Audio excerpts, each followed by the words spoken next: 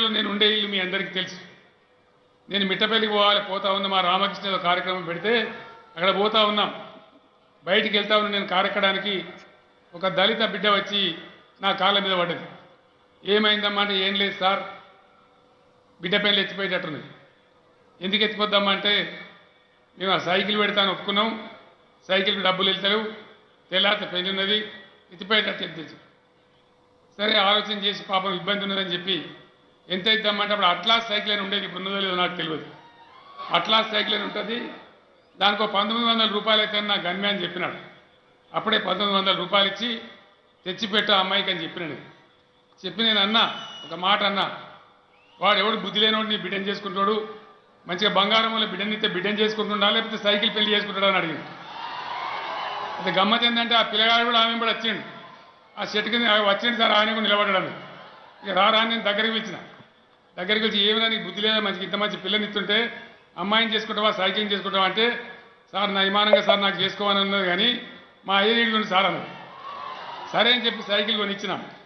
కొనిచ్చిన తర్వాత నేను మిట్టపల్లి పోయి కార్యక్రమం చూసుకొని మళ్ళీ 3 గంటల ప్రాంతంలో వచ్చాను. ఆమె వెళ్ళిపోయిందని నేను అనుకున్నా, కానీ ఉన్నది. ఏం చేసింది, పసుపు కుంకుమ కొబ్బరికాయ పట్టుకొని ఇస్తున్నది. ఇదేందుకమ్మా అంటే నువ్వు కొబ్బరికాయ కొట్టాలి సైకిల్కు, నీ చెయ్యి మంచిది, దాంతోనే నేను పోతాను. నేను వచ్చి కొబ్బరికాయ కొట్టిన, నాయకులందరూ ఉన్నారు మనోళ్ళు. కొబ్బరికాయ కొడితే సీన్ ఎంత అందంగా ఉండే అంటే ఆ అల్లుడు దొక్కుతున్నాడు, అల్లుని భార్య ముందర కూర్చున్నది, అత్త వెనుక కూర్చున్నది.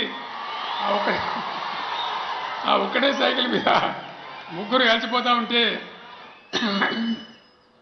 మన నాయకులందరూ కూడా బ్రహ్మాండంగా సపోర్ట్ కొట్టి వాళ్ళందరికీ ఉత్సాహపరిచి పంపినారు.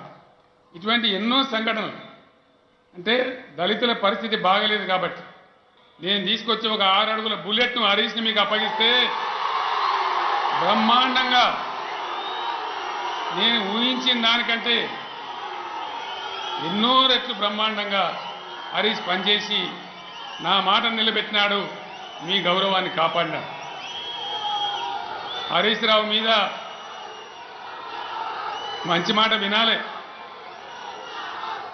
హరీష్ రావు మీద మన ఎమ్మెల్యేలలో మన మంత్రులలో ఒక జోక్ ఉన్నది. జోక్ ఏంటంటే హరీష్ అటు తిరుగుతాడు ఇటు తిరుగుతాడు, యానన్న ఒక తట్టడి పెండగానే పడితే కొంచెం పోయి సిద్దిపేట వేసుకుంటాడు అని చెప్పి చెప్తారు. అంటే ఆయన టైంలో మంత్రిగా అయిన నాటి నుంచి నేటి దాకా ప్రతి ఒక్క విషయంలో ప్రతి ఒక్క కార్యక్రమాన్ని ఈ ప్రాంతానికి తేవడంలో అద్భుతమైనటువంటి కృషి. నిజంగా హరీష్ జాగాలో నేను ఎమ్మెల్యేగా ఉన్నా అంత చేయగలను.